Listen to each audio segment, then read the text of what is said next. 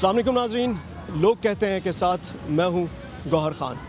नाज़रीन, आज के प्रोग्राम में हम बात करेंगे बलूचिस्तान के दूर दराज इलाकों से आए हुए उन मर्द, ख़वातीन, बच्चों से कि जो अपने बहुत से लापता अफराद की बाजियाबी के लिए आज यहाँ पर इस्लामाबाद में मौजूद हैं। वो एहतजाज कर रहे हैं। इस वक्त उनके एहतजाज का सिलसिला जारी है। हम उनसे मिलकर ये जानने की कोशिश करेंगे कि अब तक बलूचिस्तान में मजमूई तौर पर कितने ऐसे लोग हैं कि जो लापता हो चुके हैं और इन लापता लोगों के गुमशुदा होने के पीछे दरअसल क्या मुहर्रिकात कारफरमा हैं और उनकी बाजियाबी के हवाले से बलूचिस्तान हुकूमत, वफाकी हुकूमत, कानून नाफिज करने वाले इदारे और इंसानी हुकूक की जो नाम नहाद तंजीमें हैं उन्होंने अब तक क्या किरदार अदा किया है। इन तमाम उमूर के हवाले से बात होगी। हमारे साथ रहिएगा।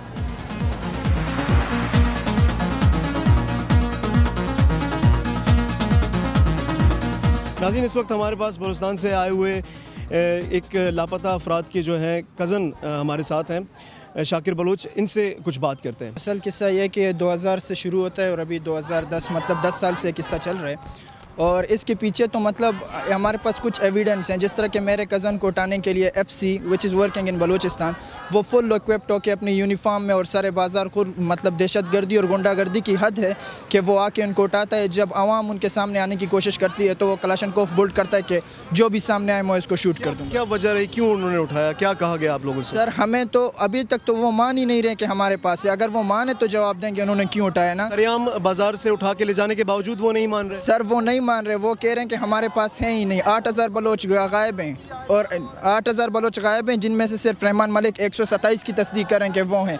हम उनके पास गए, हमने केस भी चलाया। वो कहते हैं कि Agha Shabid Shah with his 2 friends Master Sattar and Master Safir, वो हमारे पास है ही नहीं। जब वो मानेंगे तो हम जाके उनको मतलब बताएंगे कि हम किस तरह के लोग थे। और सर, मैं ये कहना चाहता हूँ कि मेरा भाई, मेरा कज़न जो है वो एक बहुत शरीफ इंसान था।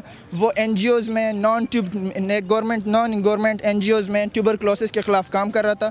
और जो उसके साथ 2 दोस्त थे, दे वर जस्ट स्कूल टीचर्स।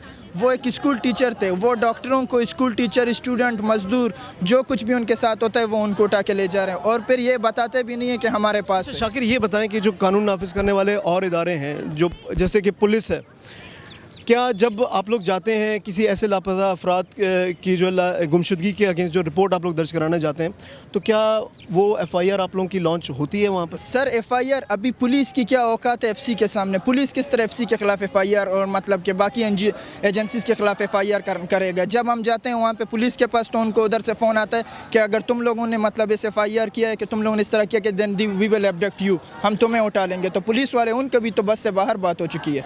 अभी सिर्फ जो कुछ हो रहा है वो मतलब एजेंसीज़ कर रहे हैं। FC है, MIA और बाकी ISI, ये एजेंसीज़ ये काम कर रहे हैं। बाकी यकीन से आप कैसे कह सकते हैं कि जो MI है या जो दीगर एजेंसीज जिनका आपने नाम लिया वो इस तमाम जो है सीन में इन्वॉल्व? सर, मैं आपको बताऊं, जब मेरे कज़न को उठाने के लिए आते हैं तो FC फुल इक्विप्ड होके आता है। तो FC उसको कहाँ पे ले गया? उसको आसमान में ले गया, उसको ज़मीन में दफना दिया, कहाँ की है?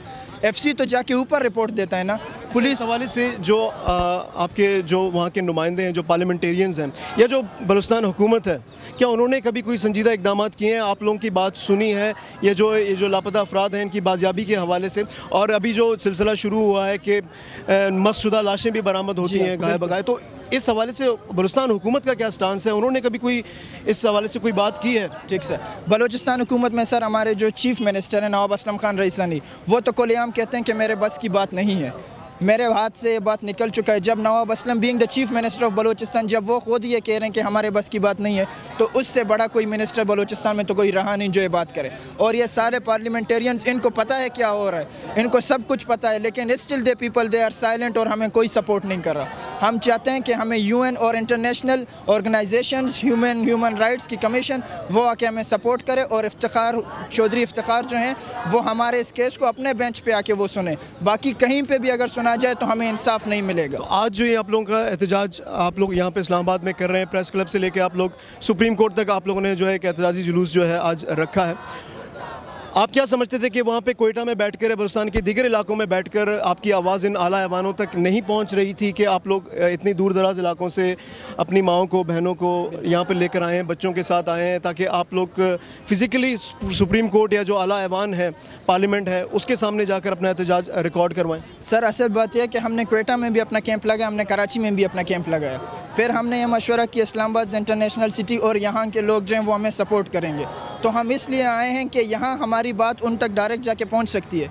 कराची में भी हमने कैंप लगाया, कोयटा में भी हमने लगाया, ये हमारा कैंप है, ये मूवमेंट चल रहा है इसका। अगर हम देख रहे हैं कि इस वक्त सिविल सोसाइटी आपके साथ है, नौजवान जो दीगर यहाँ के तलबा हैं, तो तालिबात हैं, वो भी आपके साथ हैं, लेकिन जो मायूस कुन बात ये हमें नज़र आ रही है कि इस वक्त बलूचिस्तान का कोई पार्लियामेंटेरियन हमें नज़र नहीं आ रहा जो इज़हार यकजहती के लिए कम से कम यहाँ पर मौजूद होता है। सर आप कौन से पार्लियामेंटेरियंस की बात करते हैं? कोई हमारा कोई रिप्रेजेंटेटिव ही नहीं है। हमारे जो रिप्रेजेंटेटिव थे वो तो जेलों में बैठे हुए, हमारे जो रिप्रेजेंटेटिव हैं उनकी मशक़शुदा लाशें हमें मिल रही हैं। इन पार्लियामेंटेरियंस को हम नहीं मानते। ये पार्लियामेंटेरियंस जो हमें तोहफे में लाश देते हैं, ऐसे पार्लियामेंटेरियंस को हम नहीं मानते। और बाकी इस्लामाबाद की सिविल सोसाइटी स्टूडेंट्स की हम बहुत शुक्रगुजार हैं कि उन्होंने हमें सपोर्ट किया है और उन्होंने हमें यकीन दिया कि वो हमें सपोर्ट करेंगे। बाकी पार्लियामेंटेरियंस जो कुछ करना चाहते हैं वो कर लें अपने पार्लियामेंट में, वो यहाँ पे हमारे साथ आके हमें ज्वाइन नहीं करेंगे, ना कि उन्होंने हमें ज्वाइन करना है, ना कि हमें ज्वाइन करेंगे। वो तो रोज़ाना कहते रहते हैं कि हमने जाके उधर सेनेट में जाके वॉकआउट कर लिया है या कि सेनेट में हमने जाके नेशनल असम्बली में जाके ये बात की है, लेकिन वो कुछ नहीं हो रहा होता, वो सारे उनकी ड्रामेबाजी होती है।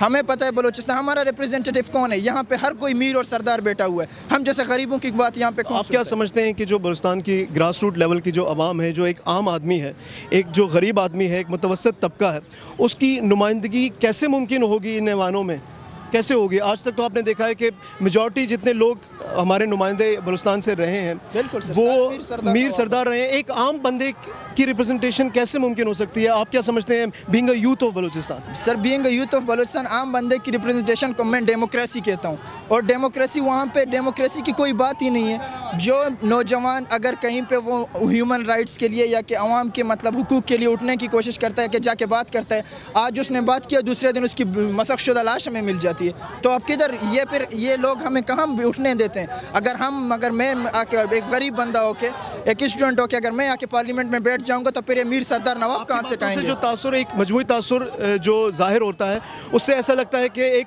मतलब एक प्लान तरीके से, बाज़ाब्ता हिकमत अमली के तहत बलूचिस्तान की जो सियासी जो शऊर है बलूचिस्तान में, जो सियासी तहरीकें हैं, उनको कुचलने की कोशिश की जा रही है। बलूचिस्तान की जो यूथ है उसकी आवाज़ को कुचलने की कोशिश की जा रही है, और जो एक आम शहरी है बलूचिस्तान का, उसकी आवाज़ को कुचलने की कोशिश की जा रही है।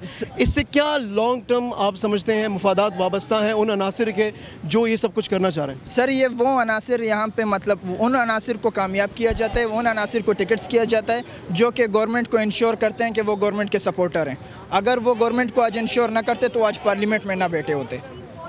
अगर मैं कहूँ कि मतलब मैं आना चाहता हूँ, मैं लोगों के लिए बात करना चाहता हूँ, तो वो मुझे नहीं छोड़ेंगे। They will not give me tickets even. वो मुझे नहीं छोड़ेंगे कि अगर वो मुझे छोड़ेंगे तो वो खुद कहाँ से कहेंगे? वो पहले गवर्नमेंट की इनके साथ डीलिंग होती है कि वी विल सपोर्ट यू, आप मुझे मिनिस्टर बना दें, आप मुझे सेनेटर बना दें, आप मुझे MP MNA सब कुछ बना दें, हम आपको सपोर्ट करेंगे। और सब कुछ यही एक सिलसिला चलता आ रहा है। और इस सिलसिले में मैं ये कहना चाहता हूँ, अगर ये सिलसिला चलता रहा, इफ़ दिस इज़ डेमोक्रेसी, अगर ये democracy, if this is democracy, तो बलूचिस्तान क्या, मैं तो कहता हूँ पूरे पाकिस्तान में किसी गरीब को रिप्रेजेंटेशन नहीं मिलनी है। तो आप क्या समझते हैं कि क्या बलूचिस्तान की यूथ में इस वक्त इतना पोटेंशियल है कि वो चाहे तो ये जो सिस्टम चल रहा है इस वक्त प्रिवेलिंग बलूचिस्तान में या पाकिस्तान के दूसरे इलाकों में, उसको ख़त्म किया जा सकता है? सर अगर हमें आवाम सपोर्ट करे, अगर गरीब आवाम हमें सपोर्ट करे तो क्या है सर, ये मतलब ये भी तो हम जैसे लोग हैं जो आज पार्लियामेंट में बैठे हुए ना, अगर आवाम हमें सपोर्ट करे, बिल्कुल ये चीज़ें हो सकती हैं। आज हम निकले हैं, 8000 बलोच गुम हैं, आज हम निकलें तो आज आके हमें सपोर्ट करें ना, तो हम कहेंगे कल हम आपको सपोर्ट करेंगे।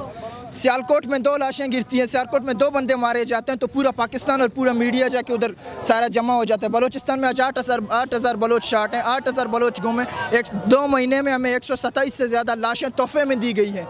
अगर आज हमें आप सपोर्ट नहीं करेंगे, अगर आज इस्लामाबाद हमारे लिए खड़ा नहीं होगा तो फिर कब खड़ा होगा। नाज़रीन, कमोबेश यही जज्बात हैं यहाँ पर मौजूद जितने भी लोग हैं, जितने भी लवाकिन हैं।